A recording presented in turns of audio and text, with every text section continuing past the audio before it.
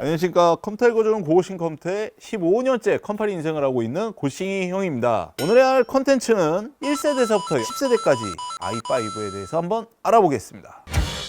저희가 실제로 준비한 CPU로 해서 시네벤치 R20이라는 벤치마크를 한번 돌려봤습니다.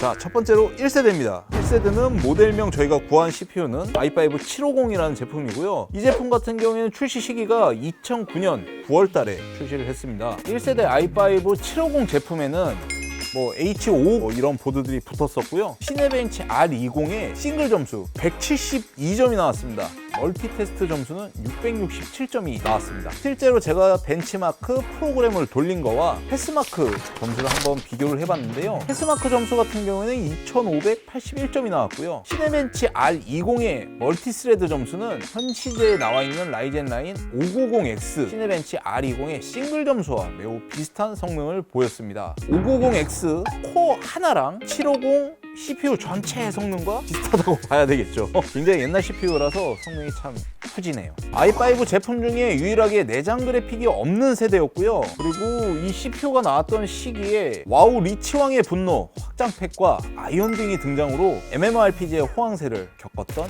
그런 CPU입니다. 자, 1세대 이어 2세대에 들어가 보겠습니다. 2세대는 저희가 준비한 CPU는 2500이라는 CPU고요. 사용했었던 메인보드 칩셋은 6시리즈 메인보드 칩셋을 사용을 했습니다. 싱글 스레드 점수는 275점, 멀티 스레드 점수는 989점. 기존 1세대에 비해서 싱글 스레드와 멀티 스레드 등락폭은 각각 30% 정도의 차이가 있었고요. 패스마크 벤치 점수는 4000점. 나왔던 시기 같은 경우는 2011월에 테라 서비스 시작을 했고요. 12월에는 드디어 리그 오브 레전드 2세대 같은 경우에 뛰어난 아키텍처와 높은 클럭 향상률을 가졌고요. 이 모두를 이루어진 덕분에 가장 큰 등락폭을 갖고 있었던 CPU가 아닌가. 2세대 2500 같은 경우에는 현재 나오는 펜티엄 골드 라인의 G6400과 굉장히 비슷한 성능의 CPU 성능을 가지고 있습니다. 자, 2세대에 이어 3세대입니다. 3470입니다. 보드 칩셋 같은 경우에는 6시리즈, 7시리즈를 함께 사용을 했습니다. 싱글 스레드 점수는 멀티 스레드 점수는 성능의 차이가 기존 2세대와 거의 차이가 없습니다. 이 CPU가 나온 시기는 2012년 6월에 출시가 됐고 5월 달에 디아블로 3, 똥3죠. 수면제가 발매가 됐습니다. 왕십리 엔터6 앞에 아주 텐트들을 치고 난리를 쳤었던 6월에는 불소가 서비스 시작했고 이 디아블로랑 불소랑 아주 경합을 했었던 기억이 있네요. CPU의 특징은 아키텍처 변화가 없었고 공정 미세화로 해서 성능 향상률도 굉장히 낮아서 전체적인 성능 향상이 굉장히 미비했던 패스마크 벤치 점수는 4세대입니다. 4세대 같은 경우에 저희가 구한 CPU는 4690이라는 모델이고요. 대응 보드 칩셋 같은 경우에 8시리즈를 사용을 했고요. 이 보드 같은 경우에는 굉장히 판매량이 많았습니다. 중고 시장에 아주 넘쳐나고 있죠, 아직도. 멀티 스레드 점수는 1398점이었고요. 싱글 스레드와 멀티 스레드 등락폭이 전 세대에 비해서 굉장히 많이 올라간 등락폭을 갖고 있습니다. 4세대 같은 경우에는 판매 기간이 굉장히 길었던 모델명을 가지고 있고요. 5세대 같은 경우는 사실상 우리나라에 수입이 되질 않았었습니다. 이유는 리프레시 모델과 5세대 제품이 굉장히 출시 시기와 많이 겹치기도 했었고요. 그래서 우리나라에서 국내 수입이 되지 않은 그런 제품이고요. 5세대가 나왔을 때는 GTA5 PC판이 발매가 되었었고요. 5월에 더 위쳐 3가 발매가 됐었습니다. 저희가 구한 6세대 CPU는 6500 제품입니다. 6세대에서 가장 판매량이 많았던 i5이기도 하고요. 그리고 이 제품군 같은 경우에는 100 시리즈와 200 시리즈를 함께 사용을 했습니다. 싱글 스레드 점수는 371점, 멀티 스레드 점수는 1328점. 들으시면서도 굉장히 놀라시겠지만 이 제품 같은 경우에는 최초로 DDR4를 본격적으로 대응하기 시작했었고 인텔의 성장률이 굉장히 빌빌거리면서 똥을 싸기 시작했습니다. 6세대 6500 같은 경우에는 오버워치가 2016년 6월에 발매가 되면서 굉장히 많이 판매가 됐었고요. 4세대 리프레시 4690 제품군보다 지금 보시면 싱글 스레드와 멀티 스레드 등락폭이 뒤로 갔습니다. 패스마크 벤치 점수는 조금 더 후한 점수를 받아서 성능은 거의 비슷한 이런 점수를 받았습니다. 7번째 7세대 CPU입니다. 저희가 구한 CPU는 7500 제품이고요. 출시 시기는 2017년 1월 달입니다. 메인보드 같은 경우에는 6세대와 함께 공존하면서 사용을 했습니다. 싱글 스레드 점수 395점, 멀티 스레드 점수 1454점으로 기존 제품에 비해서 한 자릿수 등락폭을 가지고 있습니다. 마지막 4코어 4스레드 제품이고요.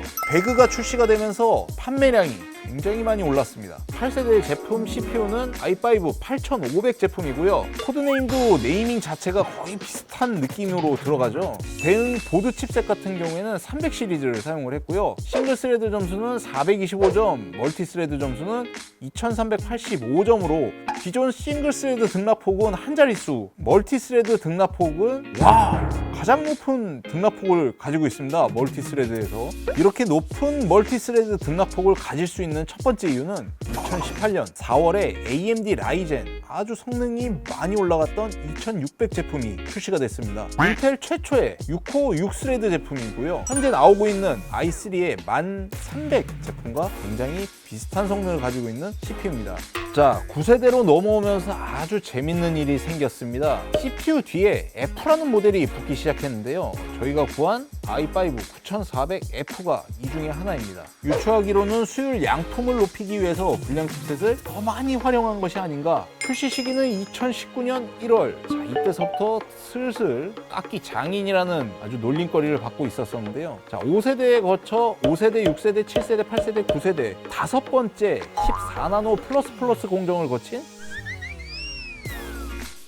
싱글 스레드 점수는 8세대 8500 제품과 거의 똑같은 싱글 스레드 점수를 가졌고요. 멀티 스레드 점수 역시 거의 등락폭이 없는 성능 수치를 기록을 했습니다. 이때서부터 이제 인텔이 똥꼬가 찔렸는지 i7 7700K와 9400F 성능이 비슷하게 나왔습니다. 이래서 컴퓨터는 죽기 전에 사는 컴퓨터가 가장 좋다고 하는가 봅니다.